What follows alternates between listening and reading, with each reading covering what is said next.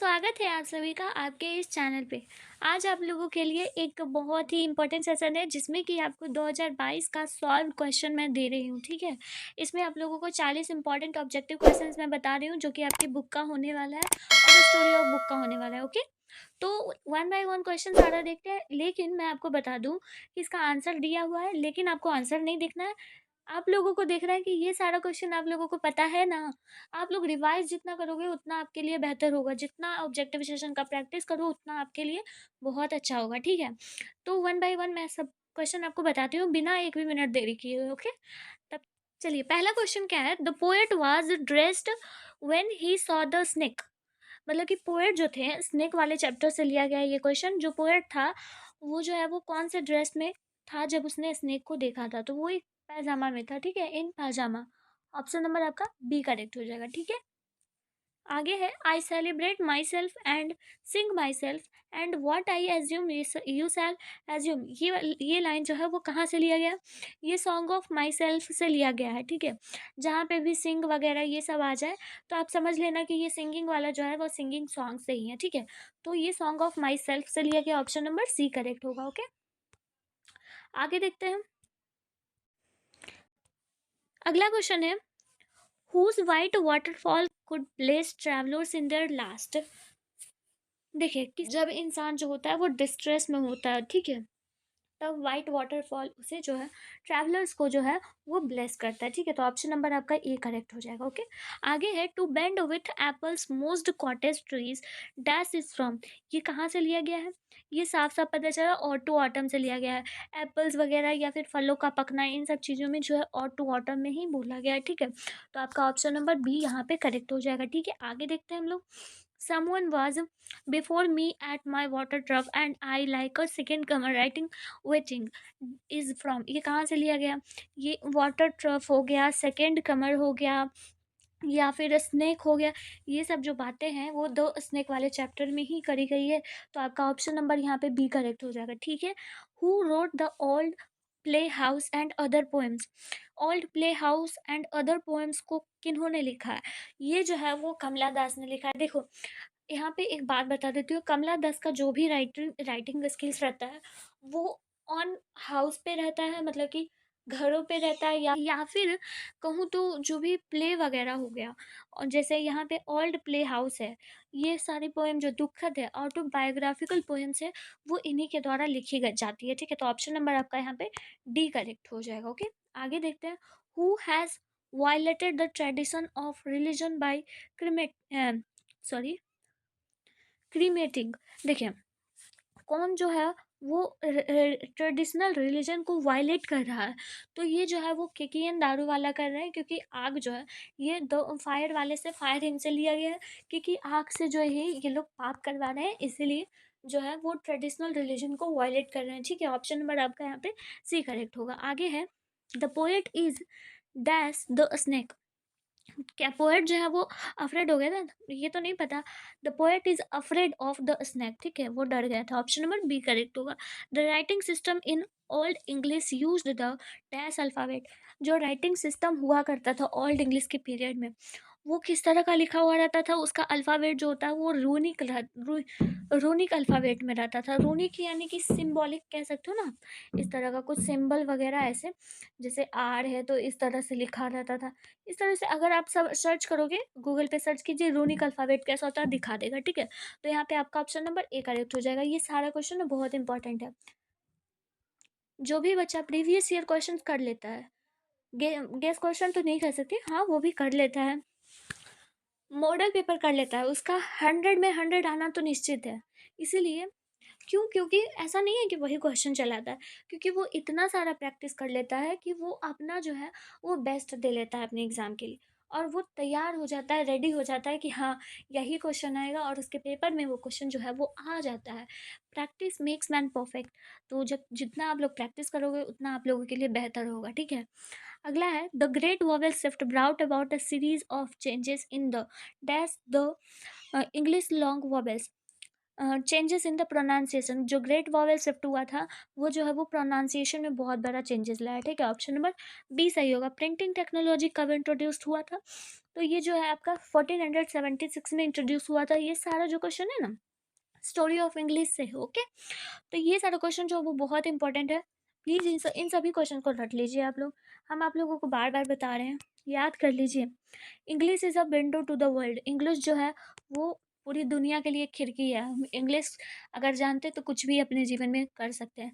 दो चीज़ें बहुत महत्वपूर्ण हैं, उन दो चीज़ों को ज़रूर अपने लाइफ में यूज़ कीजिएगा, एक इंग्लिश और दूसरा कंप्यूटर। जिस बच्चा को ये दोनों चीज़ आता है ना अच्छे से, वो बच्चा कुछ भी कर सकता है। समझ गए ना। अगला क्या है, dash was honoured with the order of merit in 1953। देखिए किनको जो है वो ऑर्डर ऑफ मेरिट मिला था 1953 में। डिलामेयर को जो है वो ऑर्डर ऑफ मेरिट मिला था 1953 में। ऑप्शन नंबर सी यहाँ पे आपका करेक्ट हो जाएगा, ओके। आगे देखते हैं हम लोग।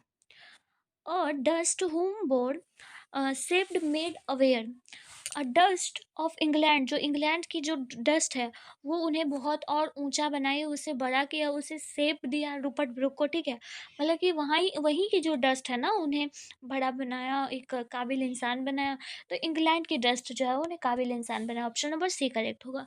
अगला है, और when the milk is missing और another pick is win satisfied is from. ये मैकेविटी मिल्क जो है वो चुरा लेता है मैकेविटी। एक सेकेंड रुकिएगा। तो यहाँ पे आपका ऑप्शन नंबर ए करेक्ट हो जाएगा, ठीक है। देखिए यहाँ पे आंसर गलत दिया हुआ है ना, ये गलत है आंसर, ओके। इसलिए इसका आंसर यहाँ पे जो है ऑप्शन नंबर ए करेक्ट होगा। इसलिए मैंने बताया कि जो मैं करवा रही हूँ उस पर फोकस करो आप लोग, ठीक है। तो ऑप्शन नंबर ए आपका यहाँ पे करेक्ट होता है। आगे देखते हैं, I swore to save fire from the sign of. इसका आंसर हो जाएगा फॉरगेटफुलनेस। फॉरगेटफुलनेस मतलब कि जो फायर है, मतलब जो फायर है, आग जो है वो भूल जाता है हर चीज़ों को अच्छे तरीके से जलाने के लिए। इसीलिए इस पाप से जो है वो कभी जो है वो बचाना चाहते हैं फायर को, ठीक है। तो यहाँ पे आपका ऑप्शन नंबर सी करेक्ट हो जाएगा। आगे, observing all this our ancestor diffused us from luxurious and pleasures is from. ये कहाँ से लिया गया, इंडियन सिविलाइजेशन से। एंसेस्टर्स वगैरह इन सब के बारे में बात करी गई है। एकदम आंख बंद करके आप लोग इंडियन सिविलाइजेशन पे ठोक के आ जाओ, आपका सही होगा, ठीक है। आगे देखते हैं। The family is big and is constantly growing at a rather inconvenient fast pace from। देखिए ये लिया गया है भारत इज माई होम से, ठीक है। जो फैमिली वगैरह इन सब चीज़ों के बारे में बात की गई है, जो फैमिली है वो हमारी बड़ी होती जा रही है और आगे बढ़ती जा रही है, इन सब में जो है वो भारत इज माई होम से ही बात करी गई है। तो ऑप्शन नंबर आपका ए करेक्ट हो जाएगा। आगे है, the narrator is a pinch of a snuff was dash. जो नरेटर था वो एक अंडर सेक्रेटरी था, जो मनोहर मालगोंकर थे वो अंडर सेक्रेटरी थे, ठीक है। ऑप्शन नंबर आपका यहाँ पे सी करेक्ट हो जाएगा। आगे है, Martin Luther King was the honest sorry youngest person to receive the.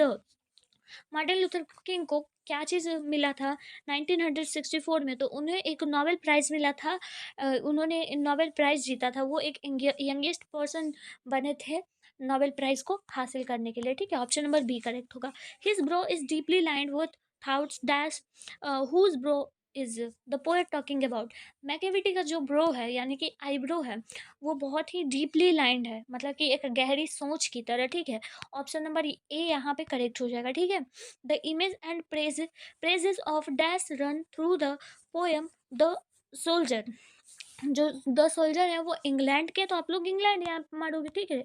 Option number D correct होगा। English belong to the ancient dash family languages. English जो है वो कहाँ से बिलोंग करता था, तो इंडो यूरोपियन फैमिली से इंग्लिश जो है वो बिलोंग करता था, ठीक है। ऑप्शन नंबर बी करेक्ट होगा, ओके। आगे है, the latest period in the growth and development of the English language I call the era of. हम लोग क्या कहते हैं लेटेस्ट पीरियड को, हम लोग कहते हैं न्यू इंग्लिश पीरियड। अभी हम लोग कहते हैं ना मॉडर्न इंग्लिश पीरियड, अगर आया तो मॉडर्न इंग्लिश आप लोग मारोगे, न्यू इंग्लिश आया तो न्यू इंग्लिश पीरियड मारोगे। ऑप्शन नंबर डी करेक्ट होगा, ओके। आगे है, even more important then the domestication of animal was invention of. जो एग्रीकल्चर का इन्वेंशन हुआ वो इन जानवरों को पालने से वो ज़्यादा अच्छा, जो इम्पोर्टेंट इन्वेंशन है वो एग्रीकल्चर है, ठीक है।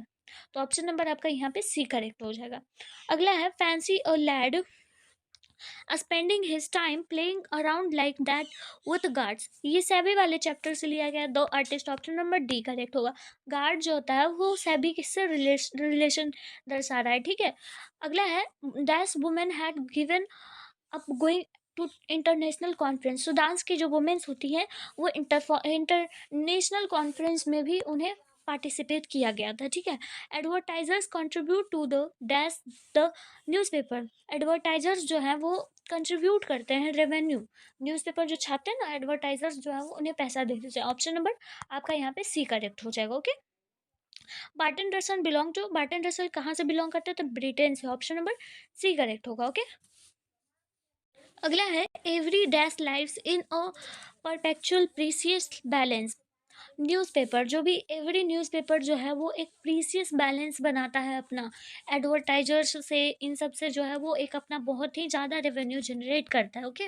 अगला है how many hence were at first capped by Benji, Benji के द्वारा जो है वो लगभग 1 दर्जन के अबाउट में उसने जो है वो अपना खरीदा था, ठीक है। ऑप्शन नंबर ए करेक्ट हो जाएगा। But believe that I shall make a speeder journey since I take dash is from, ये कहाँ से लिया गया, so it is love I do not go, ये सारा क्वेश्चन कितना इंपॉर्टेंट है।